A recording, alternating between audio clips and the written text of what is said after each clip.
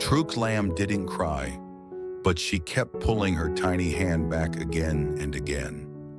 It happened on the rough bamboo, in the cool afternoon breeze, even when she tried to bring her hand to her mouth for comfort. Dad Trieu Duong noticed it wasn't just one moment. It was a pattern most people would easily miss. That's when he realized her small hands were quietly struggling every single day. So he decided to do something simple, using only what he had. But can such a small change really bring comfort back to her?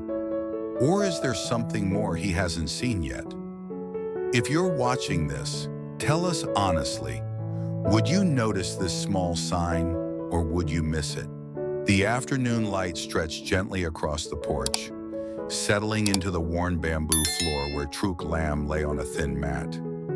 At 4 months old, her world was still shaped by touch, by the small discoveries her fingers could make before her mind could fully understand them. She reached forward again, slowly, her tiny hand moving with quiet determination. Her fingers brushed against the edge of the bamboo. She paused. It wasn't pain, but it wasn't comfort either. The surface felt firm, slightly rough, unfamiliar in a way her body could not ignore. Her fingers pressed again, then curled back toward her palm as if unsure.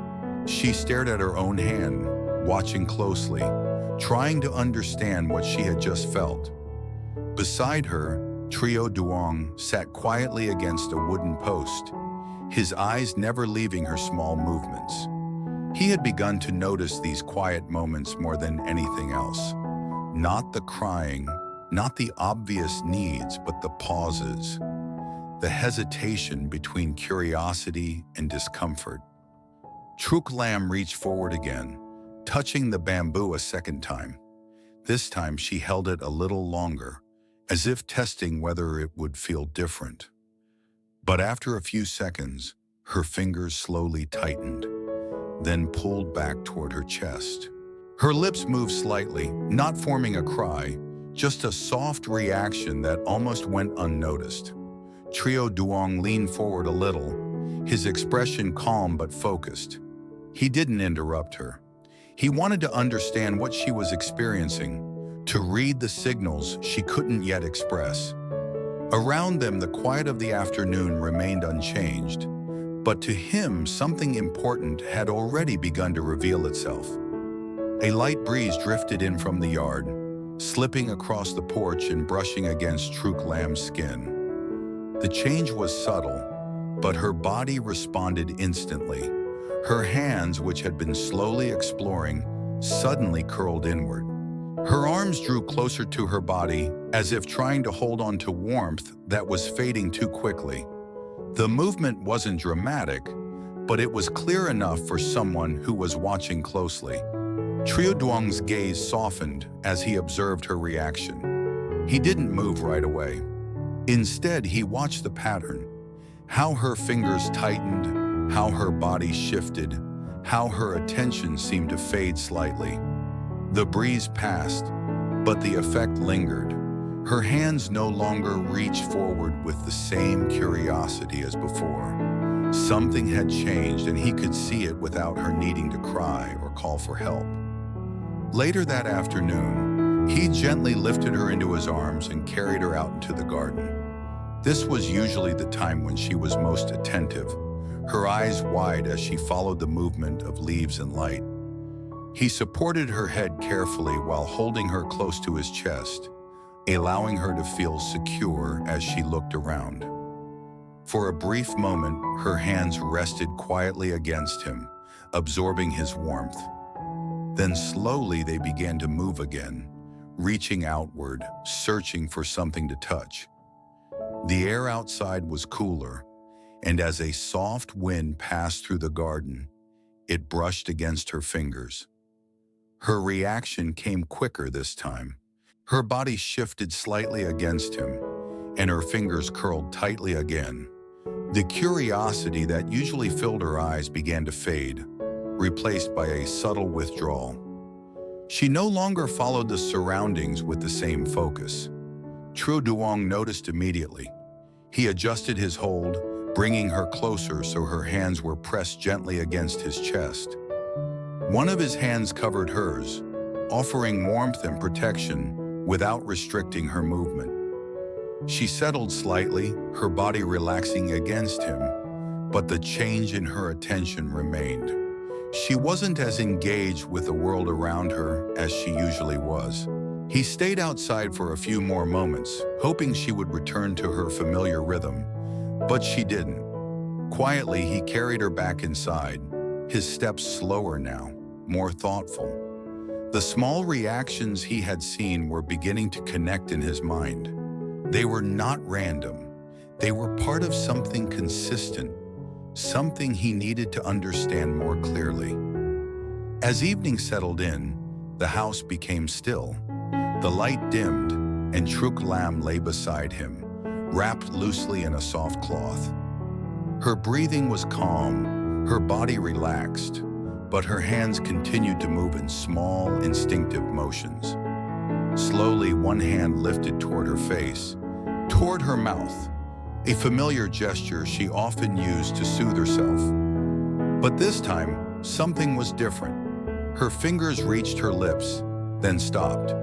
She hesitated for a brief moment before pulling her hand away. There was no cry, no sign of distress, just a quiet uncertainty. Trieu Duong turned his head slightly, watching more closely now. Her hand moved again, repeating the same motion. Up toward her mouth, then back down. It was subtle, but it was enough for him to recognize that something was not right. He sat up slowly, careful not to disturb her. His eyes focused on her small hands, now resting near her chest. He thought back to the porch, to the garden, to each moment where her fingers had met something that felt unfamiliar or uncomfortable. The rough bamboo, the cool air, the absence of warmth when she needed it most. These were small things, easy to overlook, but together they formed a clear pattern. Her hands were constantly reaching, constantly learning, but they were also constantly exposed. She had no way to protect them, no way to keep them warm or safe from the textures and changes around her. Trieu Duong stood up quietly and walked toward the corner where his old clothes were folded, his mind already forming a quiet decision. Among the clothes, he picked up a worn shirt he had kept for a long time. The fabric was soft from years of use, thin but gentle to the touch. He held it for a moment, running his fingers across it slowly. This was different from the bamboo, different from the air. This was something that could give her comfort instead of taking it away. Without hesitation, he carried it back to the porch and sat down where the last light of the day still remained. He spread the shirt across his lap and reached for a small pair of scissors. The first cut was careful and deliberate, then another. He worked slowly, shaping small pieces of fabric, each one measured against the size of her tiny hands. His movements were steady, guided not by urgency, but by understanding. As the light faded, he continued working, now relying more on touch than sight. Inside, Trieu Lam stirred lightly, her small movements soft and quiet. He glanced toward her, then back to his hands, continuing to stitch each piece together with care. Every thread was pulled gently, every knot secured with precision. This was not just about making something simple. It was about responding to what he had seen, what he had learned from her silent reactions. When the first small glove was finished, he held it in his palm. It was simple, soft, and just the right size. He stood up and walked back inside. Carefully, he slipped it over her hand. This time, when her hand lifted toward her mouth, she did not hesitate. Her body relaxed, and the small uncertainty from before quietly disappeared. Trieu Duong stayed beside her for a few quiet seconds after placing the first glove on her hand. He didn't rush to adjust anything further. Instead, he watched. Her small fingers moved slowly inside the soft fabric, exploring a new sensation. One that didn't push her away, didn't make her hesitate. The difference was subtle, but it was there. Her hand rose again toward her mouth, this time without stopping midway. She rested her fingers there longer, her body settling into a more relaxed rhythm. There was no tension in her arms, no sudden pullback, just a quiet acceptance. Seeing that, Trieu Duong lowered his gaze slightly, his shoulders easing in a way that only he could feel.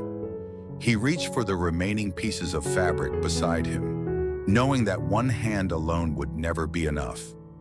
He returned to the porch, sitting in the same spot where the last traces of daylight had already disappeared. The night air was cooler now, but he didn't seem to notice.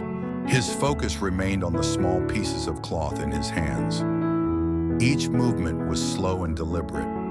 He measured the second glove carefully, adjusting the width just slightly so it would match the first. He had no template, no guide, only the memory of her hand in his palm. The scissors moved softly, followed by the quiet pull of thread through fabric. There was no wasted motion, no hesitation. Everything he did came from observation, from the quiet understanding built throughout the day. In the stillness of the night, the simple act of stitching became something more, an extension of the care he could not express in words. Inside, Trieu Lam shifted again, her body making small movements as she adjusted in her sleep. One hand remained covered, resting near her face, while the other lay exposed against the cloth beneath her. Even from a distance, Trieu Duong could see the difference. The covered hand stayed relaxed, fingers moving gently beneath the fabric. The uncovered one curled tighter, reacting to the cooler air. He paused for a moment, watching that contrast. It confirmed everything he had noticed before. There was no longer any doubt in his mind. He lowered his head again and continued working, his pace steady, his attention unwavering. The second glove began to take shape, each stitch bringing it closer to something that would complete what he had started. By the time he finished, the night had deepened into complete silence. He held the second glove in his hand, turning it slightly as if checking every detail through touch alone. It didn't need to be perfect. It just needed to be right for her. He stood up quietly and stepped back inside, his footsteps soft against the floor. Trieu Lam lay in the same position, her breathing even, her small body calm. Carefully, he lifted her uncovered hand. It felt cooler than the other, just as he expected. Without waking her, he gently slid the second glove into place, adjusting it so it fit comfortably around her fingers. She moved slightly, her body responding to the change, but she didn't wake. Instead, her arms relaxed more fully than before, both hands now resting near her face. He sat down beside her again, this time with nothing left in his hands. For a moment, he simply watched. Both of her hands moved slowly, instinctively, rising toward her mouth. This time there was no pause, no hesitation. The motion was smooth, natural, uninterrupted. Her fingers remained there, and her body stayed relaxed. The small signs of uncertainty from earlier in the day were gone. In their place was a quiet sense of comfort that required no sound, no expression. Trieu Duong leaned back slightly, his eyes still on her, taking in the result of something so simple, yet so necessary. He didn't smile broadly, didn't react in any obvious way. But there was a quiet steadiness in him now, a sense that something had been made right. The night continued around them, calm and undisturbed.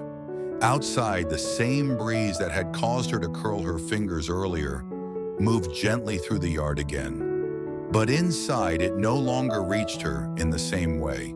The thin layer of fabric between her skin and the air, was enough to change everything. It softened the world she touched, kept warmth where it needed to stay, and allowed her small hands to continue exploring without pulling back. Trieu Duong remained seated beside her, not because he needed to act, but because he wanted to be there, to witness, to understand, to stay connected to every small change that might come. As time passed, her movements grew quieter. Her hands rested more often, no longer searching for something they couldn't find. Occasionally, her fingers would flex gently inside the gloves, as if testing the softness again, confirming that it was still there. Each time her body remained relaxed. There was no sign of discomfort, no sudden reaction, just a steady rhythm of calm. Trieu Duong leaned forward slightly, adjusting the cloth around her body so it wouldn't shift during the night. His movements were careful, almost instinctive now, guided by everything he had observed throughout the day. He didn't need to think about it anymore. He simply responded. Before lying down, he took one last look at her hands. They were small, almost hidden within the soft fabric, but they no longer looked exposed. They no longer reacted to every change in the environment. They were protected in a way they hadn't been before. He lowered himself beside her, keeping a slight distance so he wouldn't disturb her rest. The room remained quiet, filled only with the sound of her steady breathing. For him, that was enough. No words, no confirmation, just the absence of hesitation, the absence of discomfort. In the quiet of that night, nothing dramatic had happened. There were no loud moments, no clear turning point that anyone else would notice. But for Trieu Duong, everything had shifted. He had seen something small, something easy to overlook, and he had responded to it in the only way he knew how, by changing the environment around her, by giving her what she could not ask for herself. And in return, her small, peaceful movements told him everything he needed to know. The porch, the garden, the breeze. Those things would still be there tomorrow. Truc Lam would still reach out, still explore, still learn through her hands. But now she would do it differently. Now there would be a layer of care between her and the world. And as he closed his eyes, resting beside her, Trieu Duong knew that sometimes protection didn't need to be seen clearly. Sometimes it only needed to be felt. In the quiet of an afternoon, Truc Lam begins reacting to small but repeated discomforts, pulling her hands back from rough bamboo, curling her fingers in the cool breeze, and hesitating when trying to soothe herself. Though she never cries, Dad Trieu Duong notices these subtle signs and realizes her tiny hands are not protected enough in daily life. Observing closely, he understands that these small moments are connected. Without drawing attention, he takes action by using a piece of his old soft shirt to carefully make a pair of gloves for her. Later that night, when Truc Lam moves her hands again, the hesitation disappears. Her body relaxes, and she finds comfort naturally. In that quiet change, Trieu Duong knows he has given her something she could not ask for, but truly needed.